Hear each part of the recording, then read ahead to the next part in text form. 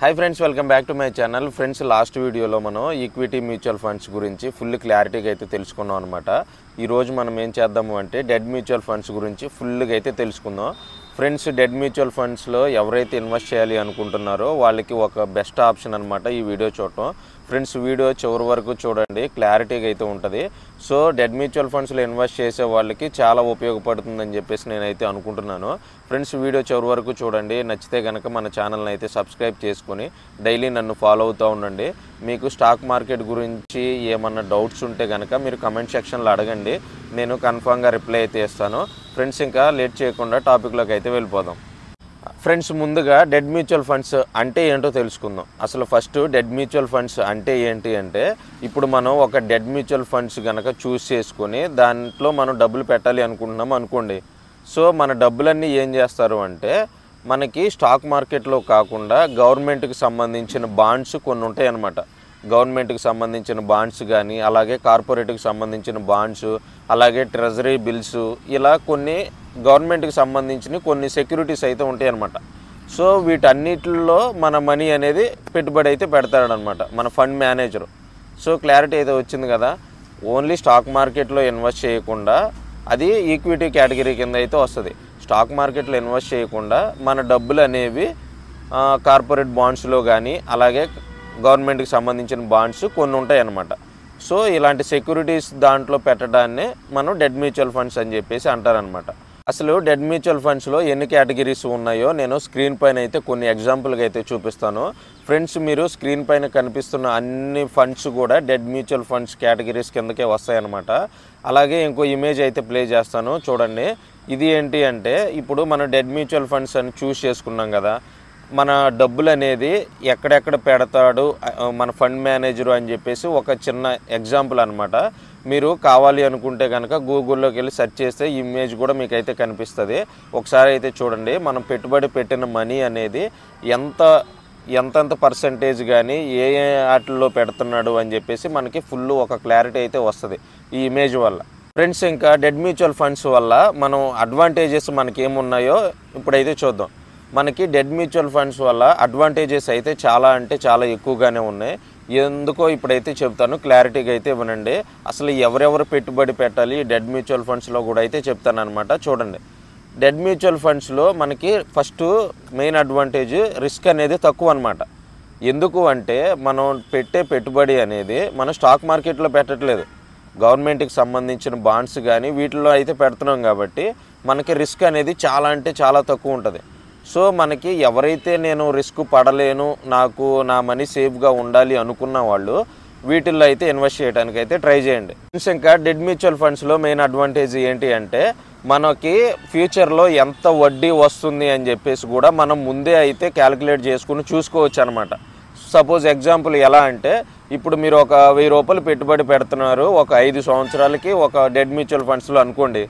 So మనకి సంవత్సరానికి ఎంతెంత వడ్డీ వస్తుంది, ఒక 6% 7% వడ్డీ వస్తుందా లేదా అని చెప్పేసి కూడా మనకైతే క్లారిటీగా అయితే తెలుస్తుంది అనమాట। ఇప్పుడు సపోజ్ సంవత్సరానికి ఒక 6% వడ్డీ అనుకోండి, మనకి ప్రతి సంవత్సరానికి ఆ 6% వడ్డీ వస్తూనే ఉంటుంది, ప్లస్ మనకి 5 ఇయర్స్ కంప్లీట్ అవ్వగానే మన డబ్బులు అనేవి మనకు వచ్చేస్తాయి అనమాట।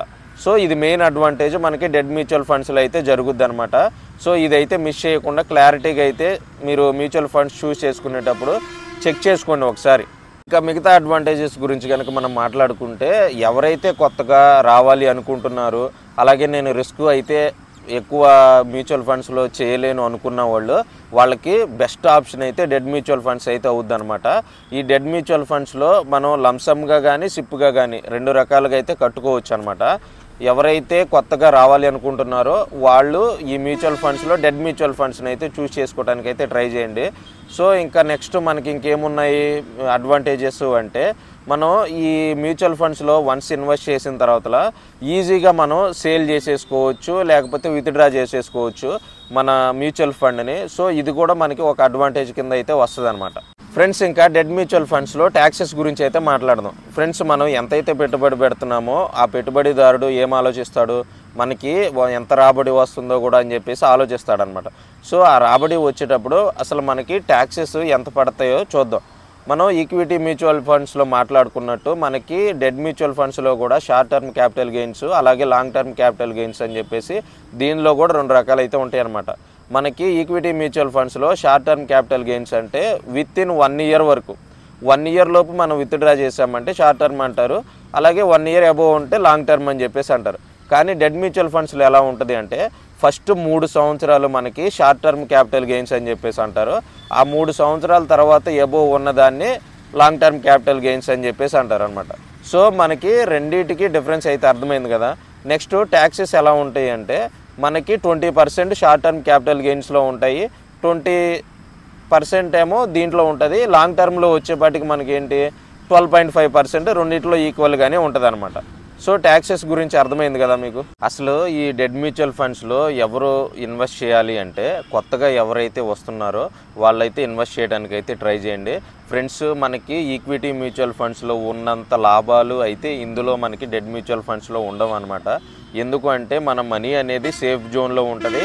మనం ఇన్వెస్ట్ చేసే అన్నీ కూడా కార్పొరేట్ బాండ్స్కి సంబంధించిన వాటిపైన ఉంటుంది కాబట్టి మనకి రాబడి అనేది ఈక్విటీ మ్యూచువల్ ఫండ్స్ అంత ఎక్కువైతే ఉండదన్నమాట, కొంచెం తక్కువగానే ఉంటుంది. కానీ మన మనీ అనేది సేఫ్ జోన్లో ఉంటుంది ఫ్రెండ్స్. స్టాక్ మార్కెట్ గురించి ఎవరికన్నా ఫుల్ క్లారిటీగా కావాలి అనుకుంటే మన ఛానల్లో అయితే వీడియోస్ అయితే ఉన్నాయి అనమాట ఫ్రెండ్స్. వీడియోస్ అన్నీ చూడండి, ఒక క్లారిటీ తెచ్చుకొని మీకు స్టాక్ మార్కెట్ బెస్టా మ్యూచువల్ ఫండ్స్ బెస్టా అని చెప్పేసి మీరైతే చూస్ చేసుకోండి ఫ్రెండ్స్. నేను చాలా కష్టపడి అయితే వీడియోస్ అయితే చేస్తున్నాను ఫ్రెండ్స్. అందరికి కొంచెం లెంత్గానే ఉంటుంది వీడియోస్, కానీ నేను క్లారిటీగా అయితే చెబుతున్నాను. ఎందుకు చెబుతున్నానో అర్థం చేసుకోండి.